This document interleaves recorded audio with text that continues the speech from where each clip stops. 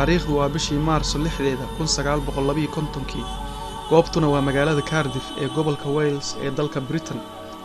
Abaarihii 8 fiidnimo waxaa dukaankeeda lagu dhex dilay haweeney la oran jiray Lily Volpert taasoo da'deedu ay ahayd 40 jir.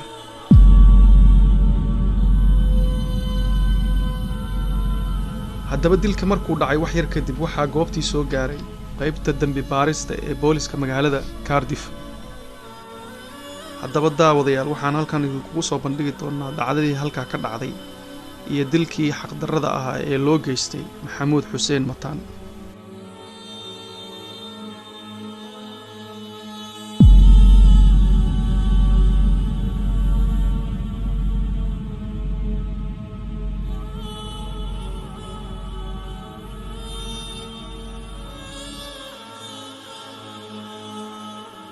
Maxamuud Xuseen Mataan waxa uu dhashay sanadku markuu ahaa 1922 waxa uuna ku dhashay gobolkii la oran jiray British Somaliland kaasoo hoos iman jiray mustacmaradii boqortooyadii Britain. haddaba Maxamuud waxa uu ka mid noqday dhalinyaradii boqolaalka ahayd ee loo qortay shaqooyinka siimaanka ama badmaaxinta. shaqada badmaaxnimada ah iyo shaqooyinka kale askarinimada ah ayaa ayagu ahaa shaqooyinka tirsan ee uu gumaystihii Ingiriiska ee xilliga dalka haystay uu u ogolaa dhalinyaradii Soomaaliyeed. haddaba taa waxay keentay sanadku markuu ahaa 1940 in Maxamuud asaga oo la socda markab laga leeyahay dalka Ingiriiska uu ku soo xirtay magaalada Cardiff halkaasoo uu degay. waxa uu durbadiiba ka mid noqday jaaliyadii badmaaxinta ahaa ee deganaa magaalada halkaasoo uu ku guursaday gabar u dhalatay gobolka Wales oo magaceeda la oran jiray Laura Williams.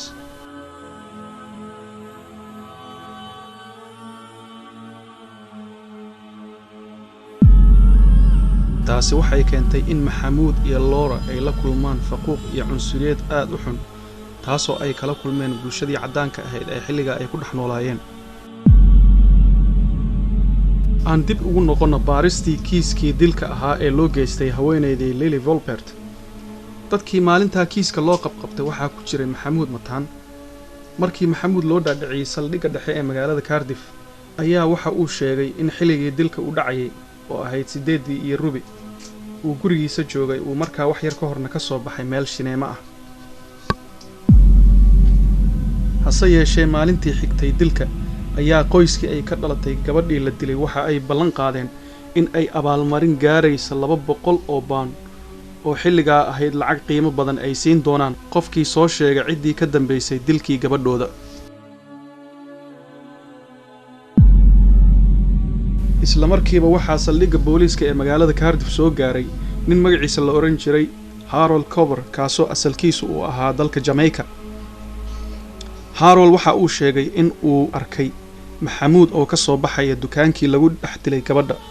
haddaba booliisku markii ay wareysteen ninka oo ay yiraahdeen noo tilmaan ninkii aad ku aragtay inuu ka soo baxayay goobta dilka uu ka dhacay, Harold waxa uu sheegay in ninka uu ku arkay uu ahaa nin aan sidan koofi iyo koodka dhaxanta midood uuna ahaa nin lahaa ilig qalin ah. haddaba Maxamuud ma uusan ahayn nin leh ilig qalin. dadkii Maxamuud la kulmay galabtaana waxay caddeeyeen in Maxamuud uu sitay koofi iyo kood labadaba taasoo beeninaysa hadalkii uu sheegay ninka la yiraahdo Harold. iyadoo dad badani ay buriyeen hadalladii uu sheegay Harold ayaa booliiska magaalada Cardiff ayagoon dhag jalaq u siinin dadkii markhaatiyada ahaa ayaa Maxamuud waxaa la soo taagay maxkamad bishii September isagoo lagu eedeeyay dilkii loo geystay Lily Volpert. maxkamadda oo socotay dhowr maalmood ayaa Maxamuud waxa uu iska fogeeyay in uu ahaa ninkii geystay dilka iyadoo dad badanina ay u markhaati kaceen in uusan Maxamuud ahayn ninkii dilay gabadha. hase yeeshee dacwad oogihii qareenka dawladda oo ku eedeeyay Maxamuud in uu ka dambeeyay dilka ayaa ku adkaystay in uu Maxamuud yahay ninka dilka geystay iyagoo kaashanaya markhaati beenaalihii Harold. maxkamaddii Maxamuud waxa ay ku xukuntay dil daldalaad ah taasoo la fuliyay saqdii dhexe ee habeenkii 3 September 1952. haddaba waxyaalaha la yaabka leh ayaa waxa uu ahaa in Maxamuud la daldalay iyadoo aan lala socodsiinin xaaskiisii oo ay maalmo kadib ogaatay in Maxamuud la dilay.